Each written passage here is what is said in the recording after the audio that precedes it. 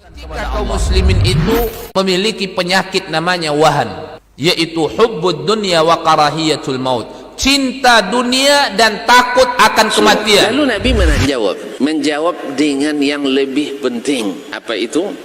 Madza a'adatta laha? Apa yang engkau siapkan untuk kiamat itu? Bin Sulaiman tadi, inti yang bisa kita ambil apa? Solehkan diri kita. Solehkan diri kita sebelum mencari rezeki. Karena kalau kita tidak soleh, kalau kita tidak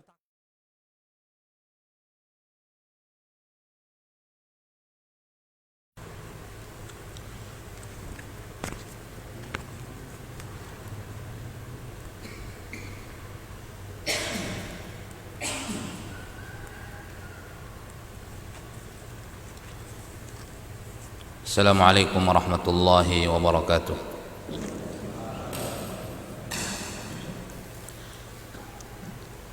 Alhamdulillahi rabbil alamin, alladzi nahmaduhu wa nasta'inuhu wa nastaghfiruh wa na'udzu billahi min shururi anfusina wa sayyiati a'malina. Man yahdihillahu fala mudilla lahu wa man yudlil fala hadiya lahu.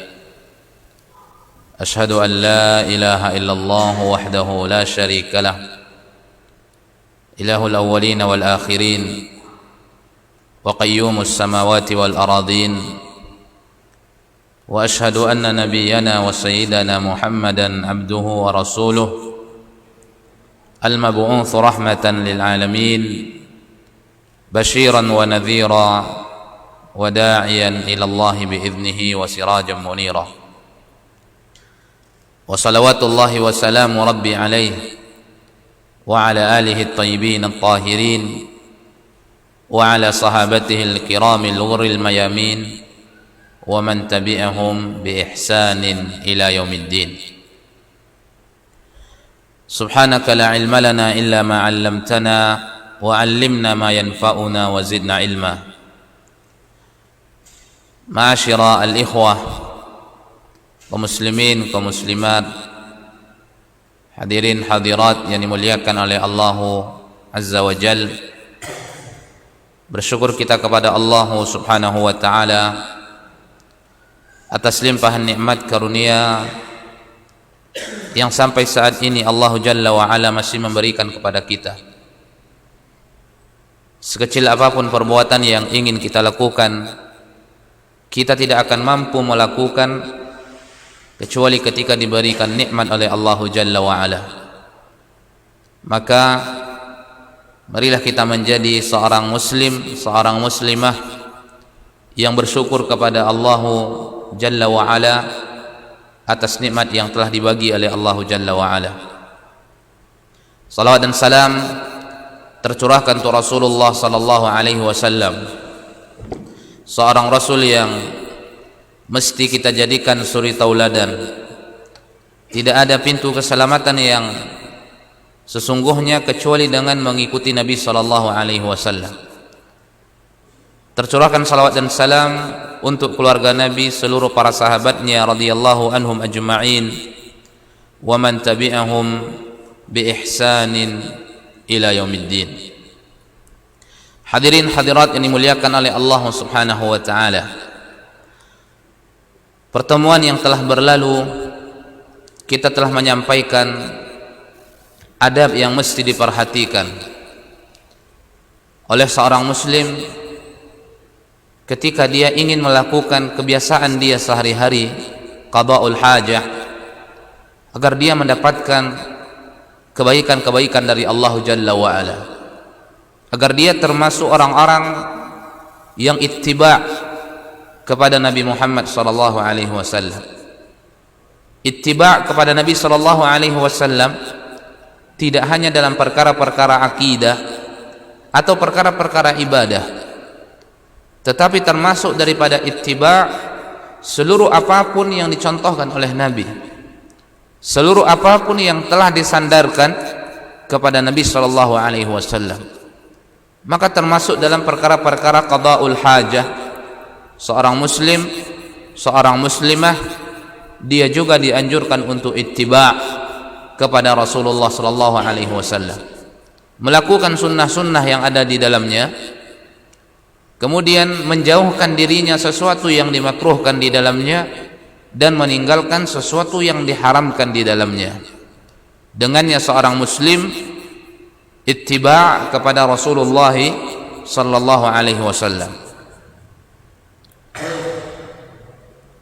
Kemudian yang kedua, setelah kita menyampaikan hal-hal yang dicintai untuk dilakukan bagi siapapun yang ingin qada'ul hajah, ingat ma'asyar muslimin, ini rutinitas sering kita lakukan.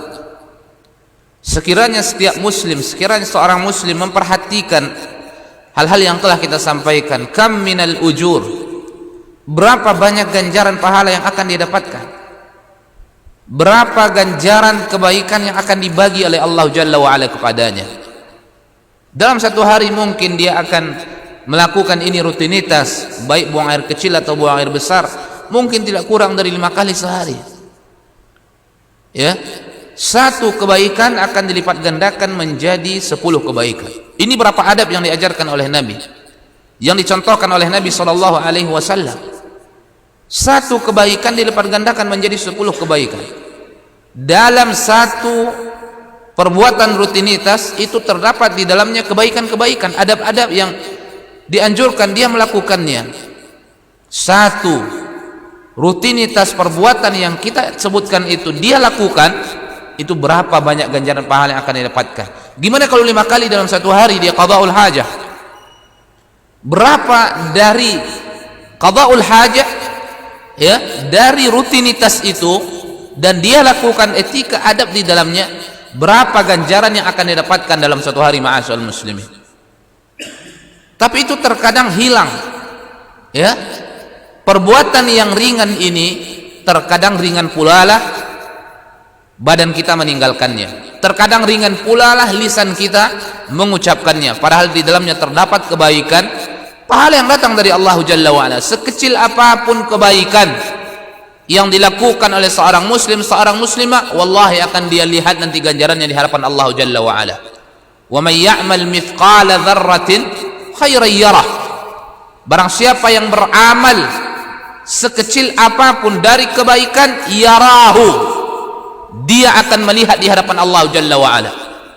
Dan terkadang ma'asyarul muslimin, bisa jadi seseorang itu menganggap perbuatan yang dia lakukan biasa-biasa saja, ternyata itu merupakan kebaikan yang besar di mata Allah Tabaraka wa Ta'ala. Kita tidak tahu mana perbuatan yang akan mendatangkan rahmat dari Allah Jalla wa'ala, yang dengannya kita masuk ke dalam surga Allah Subhanahu wa Ta'ala.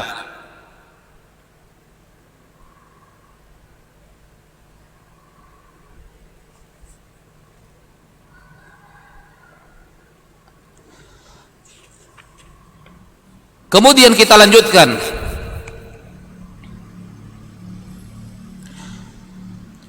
Kemudian seorang muslim juga mesti memperhatikan perkara-perkara yang diharamkan di dalam syariat.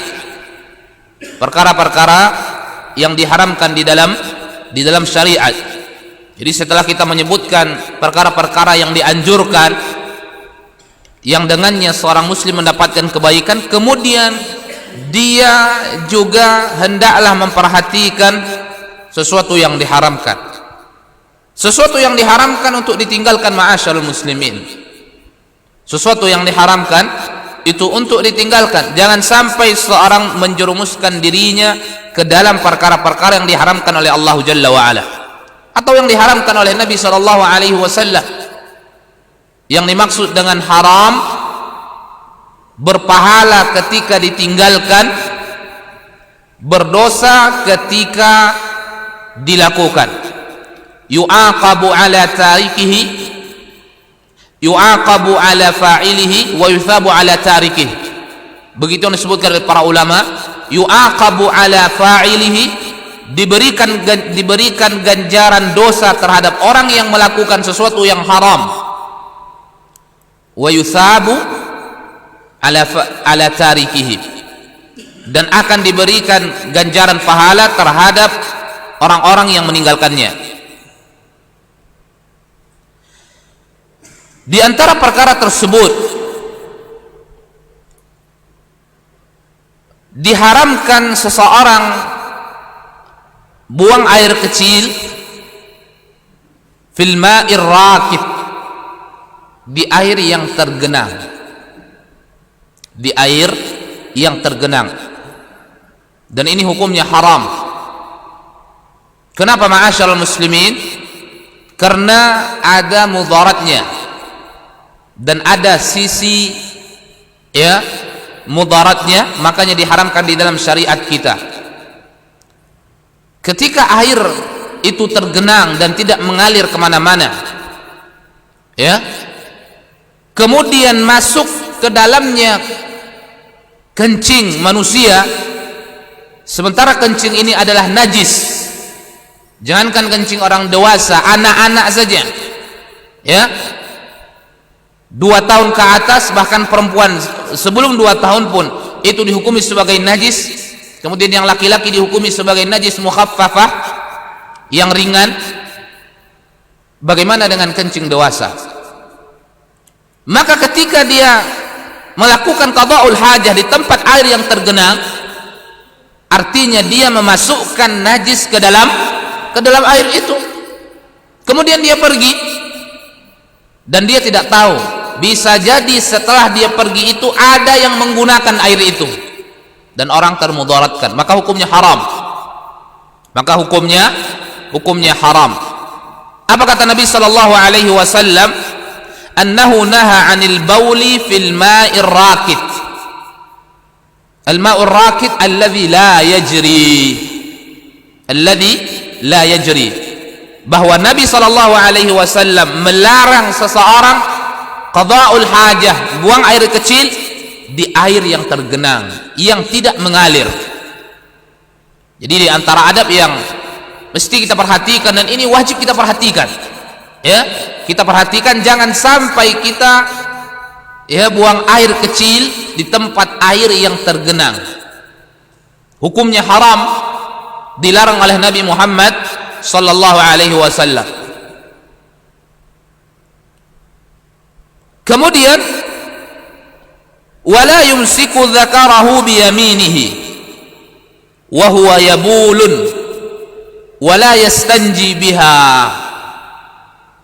Kemudian di antara yang mesti dia perhatikan,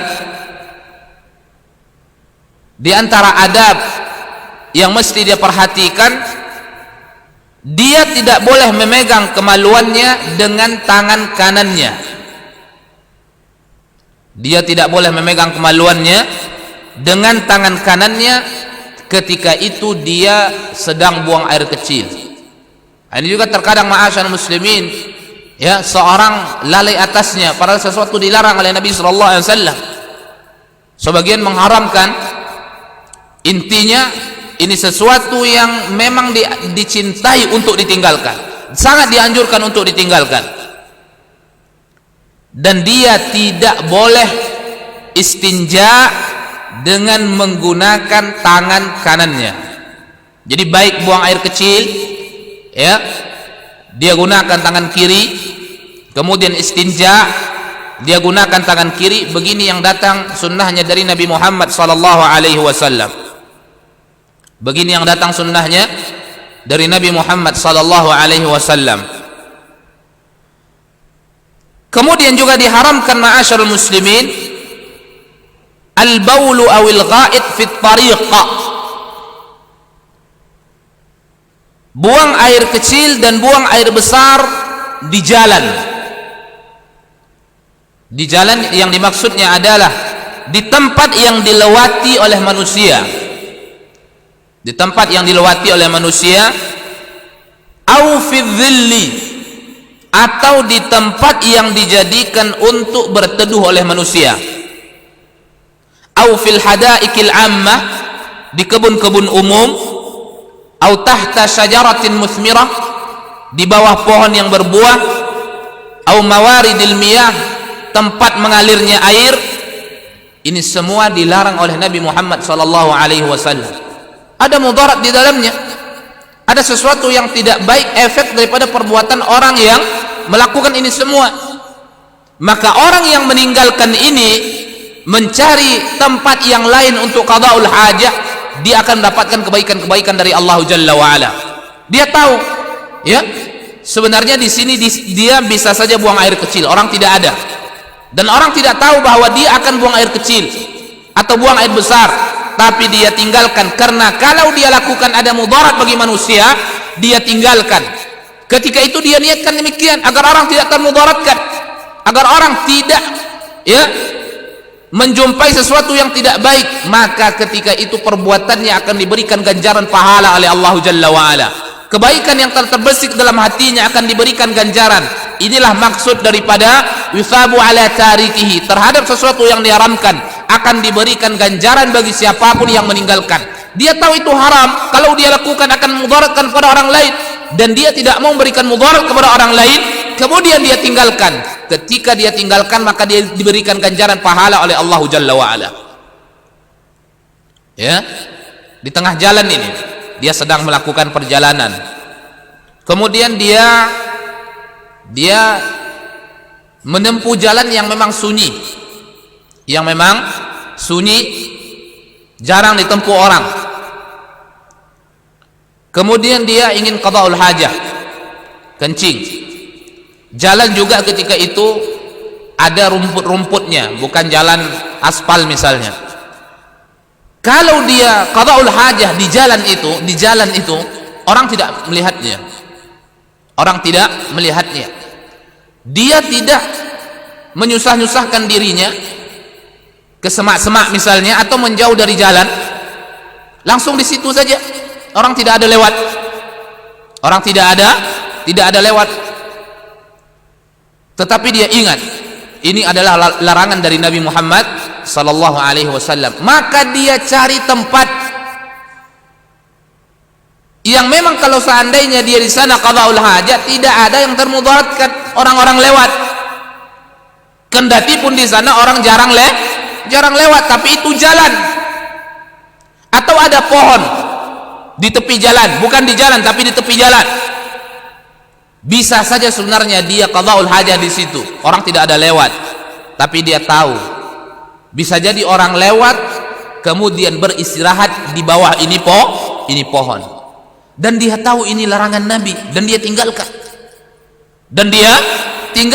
Atau di samping jalan itu ada kebun umum, ketika itu orang tidak ada, dia bisa saja terkencing di situ qada'ul hajah, tapi dia tahu ini larangan Nabi, dia tinggalkan lagi. Dia cari tempat itu, dia cari tempat mana kira-kira yang tidak akan memudaratkan orang lain ketika orang lain ada di situ. Dia cari perbuatan-perbuatan, dia meninggalkan yang kita sebutkan tadi, inilah yusab, diberikan ganjaran oleh Allah Jalla wa Ala. Kenapa? Karena itu perbuatan kalau dia lakukan sesuatu yang diharamkan, lalu dia tinggalkan karena dia tidak mau memberikan mudarat kepada orang lain. Nabi sallallahu alaihi wasallam mengatakan la dharara wa la dirar, kaidah, ya, ini hadis jawami'ul kalim, anna an-nabiy sallallahu alaihi wasallam yatakallamu qalilan wa yahtawi hadzal kalam ma'anin katsirah. Di antara bentuk mukjizat yang Allah berikan kepada Nabi yang mulia alaihi salatu wassalam, utiya Rasulullah sallallahu alaihi wasallam jawami'ul kalim. Nabi itu diberikan ucapan yang singkat, tetapi ucapan yang singkat ini mengandung makna-makna yang begitu banyak. Di antaranya ini dia, la darara wala dirar. La darara wala dirar ini berfungsi untuk menjadi dalil banyak perkara-perkara. Apa maksud, apa maknanya la darara wala dirar? Tidak boleh menimpahkan bahaya kepada orang lain atau kepada diri sendiri. Apa saja yang bisa mengakibatkan orang lain termudaratkan, kendati pun secara spesifik tidak ada dalilnya dari Nabi secara spesifik, maka ini dalil bisa menjadi dalil haramnya sesuatu itu.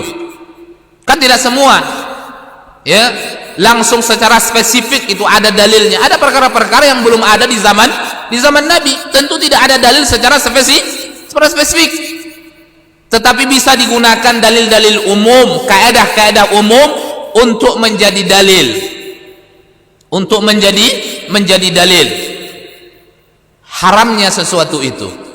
Nah, ini dia, la darara wa la dirar. Apapun yang memudaratkan seseorang, maka itu dilarang.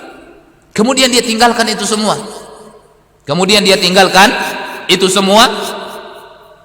Dia akan diberikan ganjaran oleh Allah Jalla wa Ala. Inilah yang dimaksud dengan yuthabu ala tarikihi. Maka yang meninggalkan itu perbuatan akan diberikan ganjaran oleh Allah Jalla wa Ala. Itu beruntungnya orang-orang yang berilmu itu. Jadi kalau orang yang berilmu itu, dia meninggalkan sesuatu itu karena dia tahu itu tidak boleh.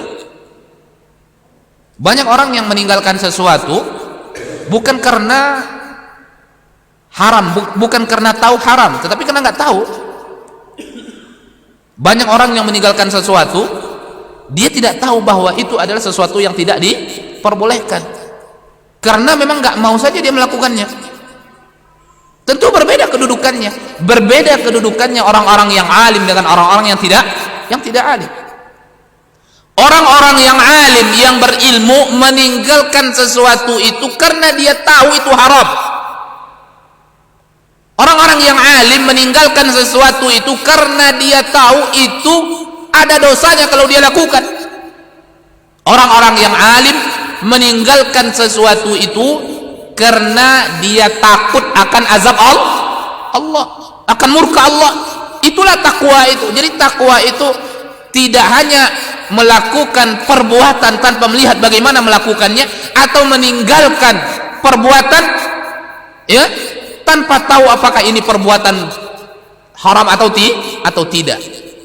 Makanya takwa definisikan oleh para ulama salaf, engkau lakukan perintah-perintah Allah Jalla wa'ala sesuai dengan cahaya yang datang dari Allah Jalla wa'ala, karena engkau mengharapkan ganjaran pahala dari Allah, bukan karena sekedar rutinitas melakukannya, tidak, tetapi ingin mendapatkan mendulang pahala dari Allah Jalla wa'ala.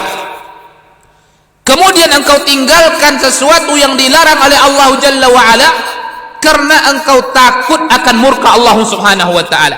Banyak orang yang meninggalkan perbuatan yang tidak baik karena dia tidak mampu melakukannya, karena sekedar nggak mau melakukannya, bukan karena tahu ini sesuatu yang diharamkan, sesuatu yang mengundang murka dari Allah Jalla wa'ala, marah dari Allah Jalla wa'ala. Tidak. Ini perbedaannya orang yang alim dengan yang tidak alim. Maka kita dituntut untuk mempelajari. Banyak perbuatan-perbuatan yang memang yang sudah ditinggalkan oleh seseorang, tetapi dia nggak tahu itu adalah sesuatu yang diharamkan, tapi nggak suka aja. Tentu berbeda kedudukannya. Orang yang meninggalkan sesuatu yang haram karena kebiasaan dia meninggalkannya, dengan orang yang meninggalkan sesuatu yang haram karena dia tahu itu haram dan dia takut akan dosa dari Allah Jalla wa'ala. Ini berbeda, Pak. Yang lebih mendatangkan ubudiyah, penghambaan diri, rasa takut kepada Allah Jalla wa'ala, ya orang yang alim, yang berilmu. Itulah Allah Jalla wa'ala mengatakan di dalam Al-Quran, innama yakhshallaha min ibadihil ulama. Sesungguhnya hamba-hamba yang takut kepada Allah Jalla wa'ala min ibadihil ulama, dari hamba-hambanya yang berilmu. Orang yang berilmu meninggalkan sesuatu karena dia tahu itu haram, itu tidak baik bagi dirinya. Orang yang tidak berilmu meninggalkan sesuatu bukan karena dia tahu itu haram, tetapi kebiasaan dia memang meninggalkannya. Berbeda. Yang ini ada rasa takutnya kepada Allah Jalla wa'ala karena dia tahu itu haram. Yang ini biasa-biasa saja karena dia nggak tahu itu haram, tapi nggak suka aja melakukannya. Berbeda ini. Yang ini bisa menimbulkan rasa takut, yang ini tidak. Nah, inilah untungnya ilmu itu. Maka ilmu itu menggiring seseorang kepada khasyatullah, kepada rasa takut kepada Allah Jalla wa'ala. Maka qada'ul hajah di tempat-tempat yang kita sebutkan tadi hukumnya haram. Tidak boleh. La darara wa la dirar. Ini dalil umumnya. Tidak boleh memudaratkan diri sendiri atau memudaratkan orang lain.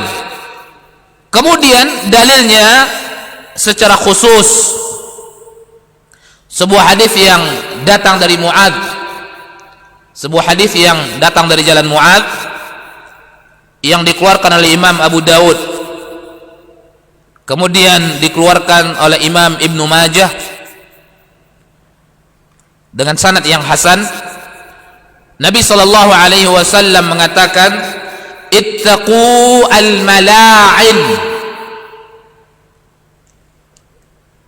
as-salas, jauhilah oleh kalian ya 3 bentuk laknat. 3 bentuk laknat artinya apa? Kalau ada orang termudaratkan olehnya, keluarlah ucapan-ucapan laknat dari orang termudaratkan itu.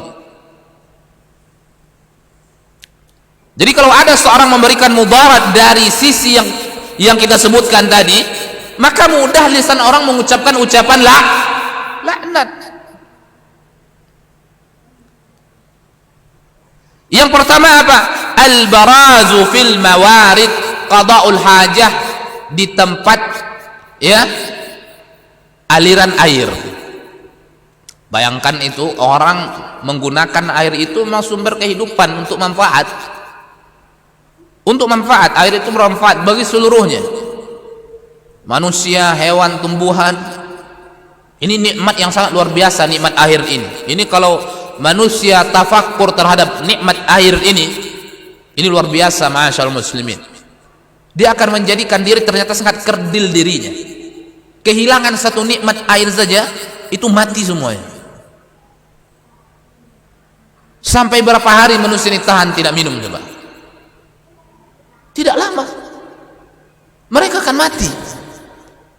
Makanya Allah Jalla wa Ala mengatakan dalam surat Al-Mulk, "Qul ara'aytum in asbaha ma'ukum ghawra," kata Allah Jalla wa Ala. "Faman ya'tikum bima'in ma'in?" Tahukah kalian? Kalian perhatikan, in asbaha ma'ukum ghawra, ketika kalian masuk di pagi hari. Ma'ukum ghawra, ternyata air itu sudah kering.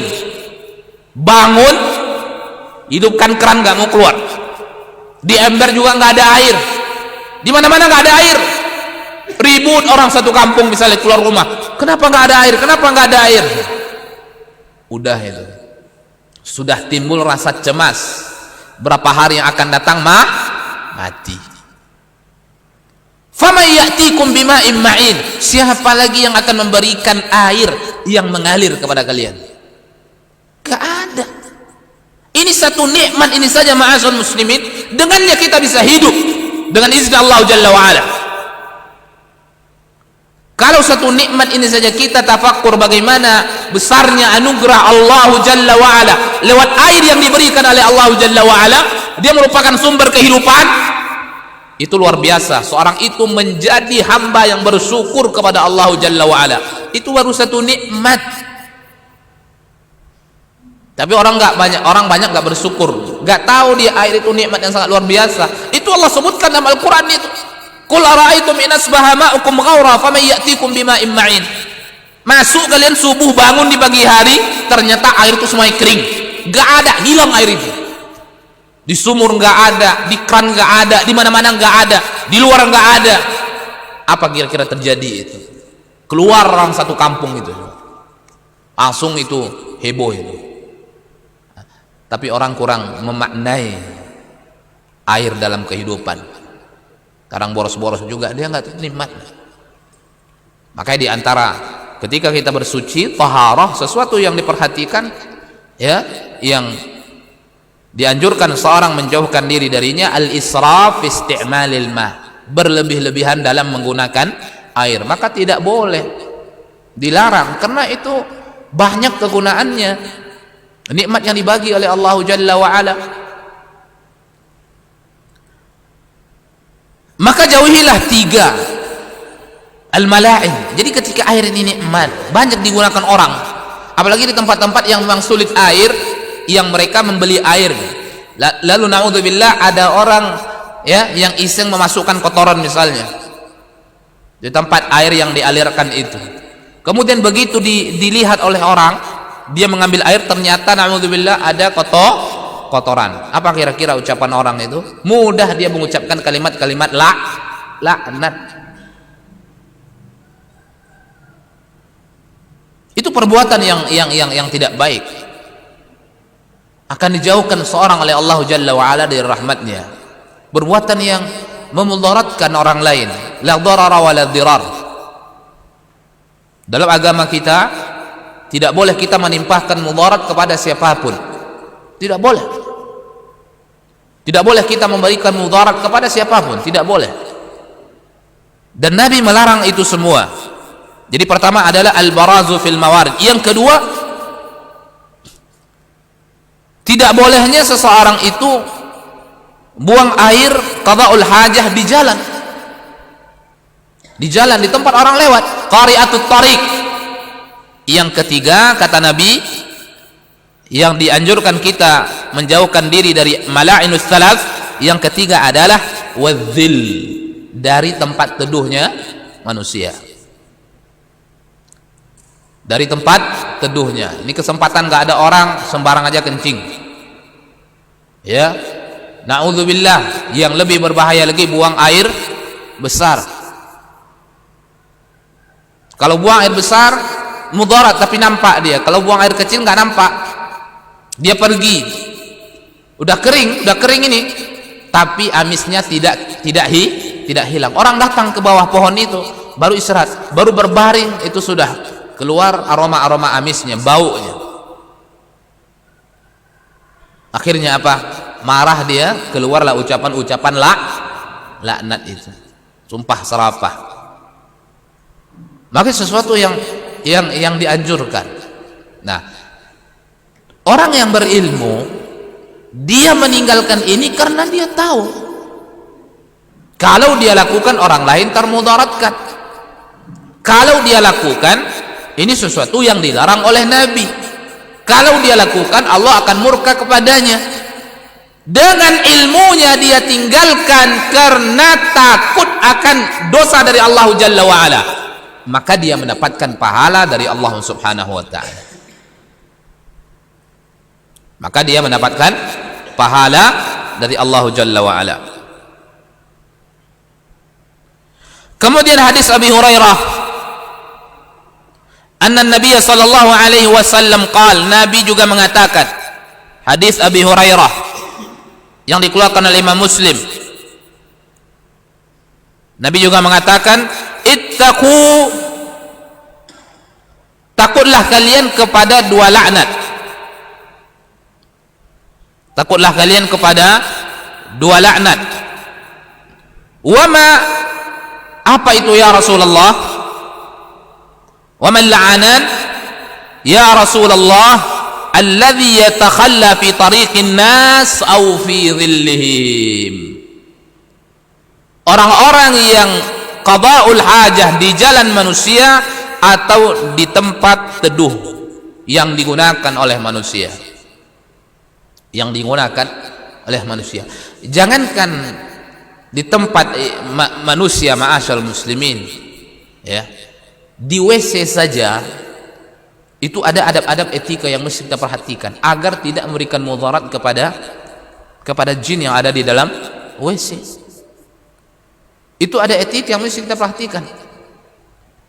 Apalagi memang di tempat yang memang kita tahu di situ ada orang yang lewat. Di dalam WC kita nggak tahu, kadang nggak nampak. Tapi ada adab-adab yang mesti kita perhatikan. Tidak boleh misalnya membuang air panas di sembarangan saja. Kemudian tidak boleh sembarang melakukan, terkadang termudaratkan sesuatu yang tidak nampak oleh kita. Apalagi kita tahu di situ memang ada manusia yang lewat gitu, akan digunakan oleh orang di situ gitu. Kemudian dilakukan itu, ini sesuatu yang tidak baik.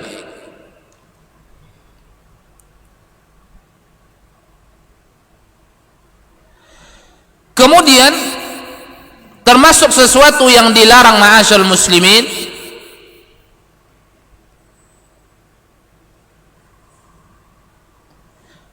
dilarang baginya membersihkan dirinya dari buang air besar, atau dilarang baginya cebok menggunakan ar-rawth awil 'idham awil ta'am al-muhtaram, dengan menggunakan kotoran. Ini ketika tidak ada air misalnya, maka dia nampak serpihan kotoran yang sudah keras kering, tentu kotoran yang tidak najis, maka ini dilarang juga. Kendati pun sudah baunya tidak ada dan dia tidak najis, ya, maka tidak diperbolehkan. Atau dengan menggunakan tulang, juga dia lihat tulang yang sudah kering, tidak bau dan lain sebagainya, maka dia gunakan untuk membersihkan kemaluannya atau yang sejenisnya, kubul dan dubur, maka tidak boleh. Atau menggunakan makanan-makanan yang baik, ya, roti misalnya, maka tidak boleh. Atau yang semisal dengannya apa saja, maka tidak boleh. Ini sesuatu yang dilarang oleh Nabi sallallahu alaihi wasallam, sebagaimana yang disebutkan oleh Nabi dalam sebuah hadis yang dikeluarkan oleh Imam Muslim, bahwa Nabi sallallahu alaihi wasallam melarang untuk membersihkan, ya, setelah dia buang air dengan tulang bi'idhamin. Kata Jabir dalam sebuah hadis yang dimana Jabir mengatakan nahan Nabi sallallahu alaihi wasallam, dilarang oleh Nabi Muhammad sallallahu alaihi wasallam.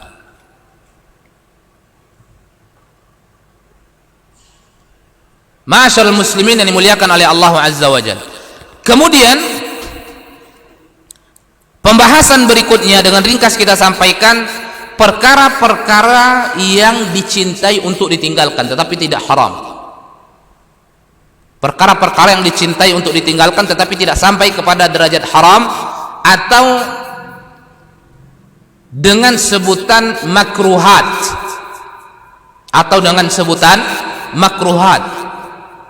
makruhat ketika seorang muslim menjerumuskan dirinya ke dalam sesuatu yang makruh, tidak sampai kepada sesuatu yang Allah haramkan, dia tidak mendatangkan dosa kepadanya. Tetapi ingat, sesuatu yang dimakruhkan oleh Allah Jalla wa'ala, semestinya seorang muslim itu dia tidak merasa aman-aman saja ketika dia melakukannya. Bagaimana bisa? Itu makruh, kendati pun tidak sampai kepada derajat haram. Terkadang kita perhatikan apa? Ketika disampaikan sunnahnya begini, kalau yang berbeda dengannya maka itu bukan sunnah, tapi dengan alasan terkadang makruh artinya itu dibenci. Makruh artinya apa? Dibenci. Dalam secara hukum syariat ada hukum taklifi, namanya ahkamut taklifiyah. Ada haram, ada wajib, ada mandub, ada mubah, ada makruh. Wajib, sesuatu yang diperintahkan dengan keras, dilakukan berpahala, ditinggalkan berdosa. Jadi kuat perintahnya. Kemudian ada mandub yang juga disebut sunnah, dianjurkan tetapi tidak keras anjurannya, kalau dilakukan berpahala, kalau ditinggalkan tidak berdosa. Kemudian haram, kuat larangannya, kalau dilakukan berdosa, ditinggalkan berpahala. Kemudian ada makruh, dilarang tetapi tidak sampai kepada derajat haram, tapi kalau ditinggalkan mendapatkan pahala kebaikan yang datang dari Allah Jalla wa'ala.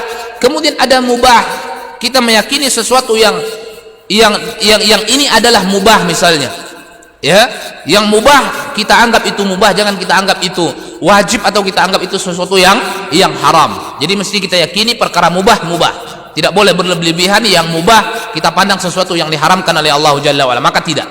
Nah, dalam perkara makruh, dicintai seseorang untuk meninggalkannya, kendati pun tidak sampai dosa ketika dia lakukan, tapi dicintai. Jadikan motivasinya kalimat yang pertama ini, dicintai ketika saya meninggalkan ini, ketika saya menjerumuskan diri saya ke dalam hal ini, saya dibenci, kendati pun tidak sampai kepada derajat dosa. Siapa yang ingin hari-harinya memang dibenci oleh Allah Jalla wa'ala? Tidak ada yang ingin. Maka tinggalkan sesuatu yang makruhat, tinggalkan sesuatu yang makruhat. Ketika seseorang itu ikhlas meninggalkan sesuatu yang makruhat karena dia tahu ini adalah sesuatu yang dibenci oleh Allah Jalla wa'ala, maka dia akan mendulang pahala dari situ. Inilah bedanya juga orang yang berilmu dengan orang yang tidak berilmu. Sama dengan sesuatu yang haram tadi. Di antaranya apa, ma'asyarul muslimin? Ya, di antaranya ini sebagian saya ingin sampaikan hal yang sering dilakukan oleh sebagian orang, bahkan na'udzubillah mungkin di antaranya ada pernah kita lakukan.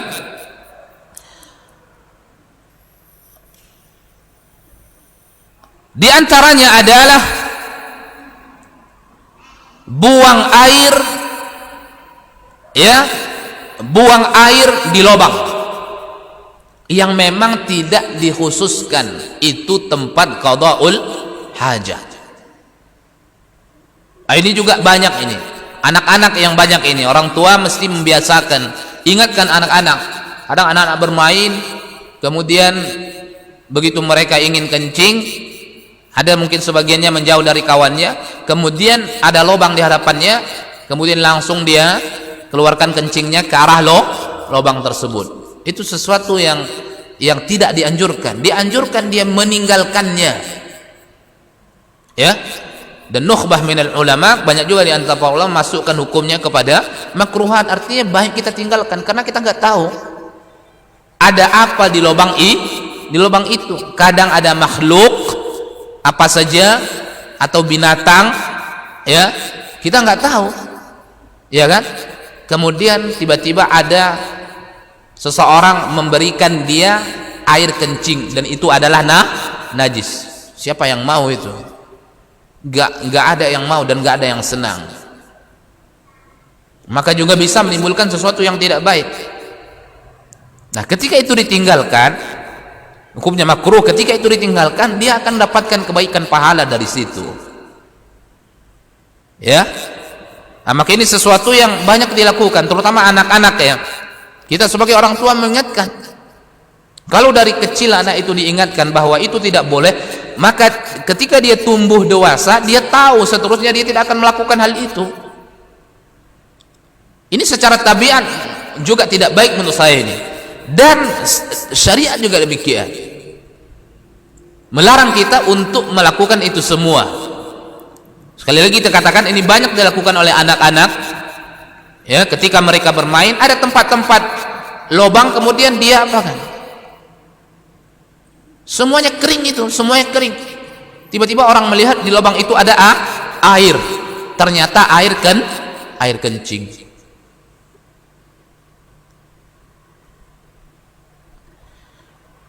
Nabi sallallahu alaihi wasallam mengatakan dalam sebuah hadis yang dikeluarkan oleh Imam Abu Dawud,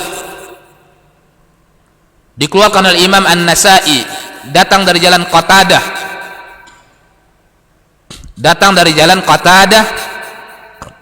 dari Abdullah. Nabi sallallahu alaihi wasallam melarang seseorang kencing di lubang. Dikatakan kepada Qatadah, kenapa? Apa hikmah dilarangnya oleh Nabi sallallahu alaihi wasallam? Di antara hikmahnya adalah Qatadah mengatakan innaha masakinul jin. Itu tempat tinggalnya jin. Wali'annahu la, dan terkadang wali'annahu la ya'man ay yakuna fi hayawan fayu'dhi. Dan terkadang juga di dalamnya bisa ada hewan, binatang, lalu termudaratkan oleh dia. Apalagi misalnya lubangnya lumayan dalam misalnya, dia juga tidak terlalu menoleh ke dalamnya, nampak lubang kemudian dia arahkan kencingnya ke sana, ternyata di dalamnya ada hewan, termudaratkan, maka itu tidak baik. Atau sebagaimana telah kita sebutkan tadi, au yakuna maskanan lil jinni fayu'dhihim, atau ternyata di sana ada jin, sedang ada jin, fayu'dhihim, dan itu memudaratkan, menyakiti dia, dan itu dia bisa marah, ma'asyarul muslimin. Kemudian na'udzubillah dia mengganggunya karena dia marah. Apalagi misalnya dia sedang apa namanya, ada anaknya di situ, Dan kita tahu sedang apa dia. Tiba-tiba seorang mengarahkan kemaluannya ke sana, air kencingnya ke sana, kemudian fayudhihim. Maka itu tidak dianjurkan. Tidaklah seorang memperhatikan hal yang seperti ini. Insyaallah orang dewasa ini tidak ada, tapi anak-anak melakukannya. Ya, anak-anak melakukannya, maka kita ingatkan. Maka kita ingatkan putra kita, terutama laki-laki yang biasa anak-anak kecil bermain, kemudian mereka minggir ingin kencing, kemudian mereka nampak lubang, kemudian menghadapkan kemaluannya ke sana, air kencing ke sana. Itu bisa aziyah, ada semacam rasa yang tidak baik yang dia lakukan, bisa mudaratkan makhluk yang lain, hayawan, kemudian jin dan yang lainnya. Apalagi itu mungkin di tanah orang, di tanah milik orang, maka itu nggak boleh lagi kencing di tempat milik orang, kemudian di dalam dia melakukan sesuatu yang terlarang juga. Maka dua di situ, itu punya orang, kemudian cara atau tempat dia qada'ul hajah itu juga sesuatu yang dimakruhkan, maka tidak boleh. Kemudian diantaranya membawa masuk barang-barang yang ada di dalamnya zikrullah, maka hukumnya makruh, tidak boleh. Makanya Nabi Shallallahu Alaihi Wasallam memakai cincin, terukir di cincin Nabi Shallallahu Alaihi Wasallam Muhammad Rasulullah, ada lafzul jalalahnya. Setiap Nabi qada'ul hajah itu ditinggalkan oleh Nabi Shallallahu Alaihi Wasallam, tidak dibawa masuk oleh Nabi Shallallahu Alaihi Wasallam. Maka tidak boleh bagi seorang muslim membawa apapun ya yang ada di dalamnya ukiran atau bacaan zikrullah, lafzul jalalah, maka hukumnya makruh. Karena idza dakhala al-khala, adalah Nabi Shallallahu Alaihi Wasallam idza dakhala al-khala, ketika masuk ke dalam WC, wada'a khatamah, Nabi meletakkan cincinnya. Kenapa Nabi meletakkan cincinnya? Karena di cincin Nabi itu terukir Muhammad Rasulullah, terukir kalimat Muhammad Rasulullah, maka diletakkan oleh Nabi Shallallahu Alaihi Wasallam. Nabi menggunakan cincin yang terbuat dari perak, karena kaum laki-laki terlarang memakai cincin terbuat dari emas, tidak boleh. Wanita diizinkan sebagai perhiasan, dia berhias di hadapan maharim dia, di hadapan orang tuanya, di hadapan suaminya, di hadapan orang-orang yang menjadi mahram dia, maka sah-sah saja mereka memperlihatkan perhiasan-perhiasan mereka, ya. Tetapi laki-laki tidak diperbolehkan memakai cincin yang terbuat dari emas. Suatu ketika Nabi memegang dua benda, yang pertama adalah sutra, kain sutra, kemudian emas. Nabi mengatakan, inna hadzaini, sesungguhnya dua benda ini hukumnya haram dipakai oleh laki-laki dari umatku, tapi wanita boleh. Jadi bercincin boleh, tetapi bagi kaum laki-laki menggunakan perak begini yang dilakukan oleh Nabi SAW, tidak menggunakan emas, ya, tidak menggunakan emas, karena itu adalah larangan, dilarang oleh Nabi SAW. Kemudian diizinkan membawa sesuatu yang ada di dalamnya zikrullah ketika waktu darurat saja. Kalau ditinggalkan di luar hilang, sementara itu sesuatu berharga, maka ketika itu diizinkan. Ya, seperti apa misalnya? Seperti uang-uang kertas yang ada tulisan lafzul jalalah. Ada sebagian mata uang bertuliskan lafzul jalalah, ada lafzul jalalahnya, ada nama-nama Allahu Azza wa Jalla. Kalau ditinggalkan, dikhawatirkan akan hilang, diambil orang.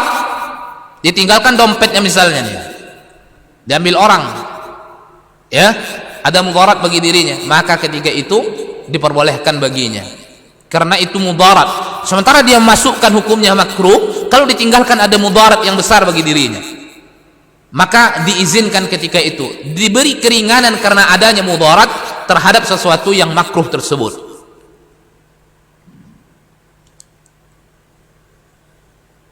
Adapun mushaf itu berbeda dengan yang lain, maka hukumnya haram ketika seseorang itu membawa masuk ke dalam WC, maka mushaf itu ditinggalkan.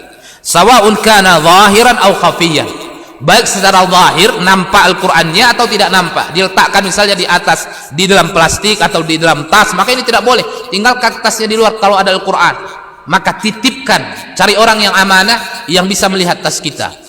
Ya, karena ini Al-Qur'an, suatu yang mulia. Al-Qur'an kalamullah jalla wa ala. Ya, maka kita tidak boleh membawanya masuk ke dalam WC. Li'annahu kalamullah, dikarenakan Al-Qur'an adalah kalamullah, wa huwa asyraful kalam, dan dia merupakan perkataan yang sangat mulia. Memasukkan Al-Qur'an ke dalam WC ini bentuk daripada ihanah, merendahkan Al-Qur'an, maka dilarang, maka tidak boleh. Baik, ma'asyal muslimin, inilah diantara adab yang kita perhatikan. Sekali lagi, andaikan kita bisa menjaga ini adab, baik perkara-perkara yang disunnahkan kita lakukan, yang diharamkan kita tinggalkan, yang dimakruhkan kita tinggalkan. Ya, ini tidak semua kita sampaikan, tapi sebagian besar kita sampaikan. Ini akan mendulang pahala. Berapa banyak ganjaran pahala yang akan kita dapatkan lewat qadaul hajah saja. Adab qadaul hajah kita perhatikan, wallahi pahala yang sangat besar sekali, ma'asyarul muslimin. Dan perbuatannya ringan-ringan saja. Al-amalul yasir, perbuatan yang ringan mendapatkan kebaikan yang sangat banyak. Mudah-mudahan bermanfaat. Wa akhiru da'wana alhamdulillahirabbil alamin. Assalamualaikum warahmatullahi wabarakatuh.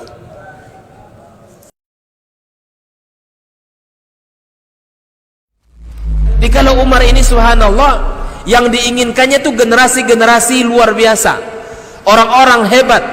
Lalu kemudian apa yang dilakukan oleh Umar?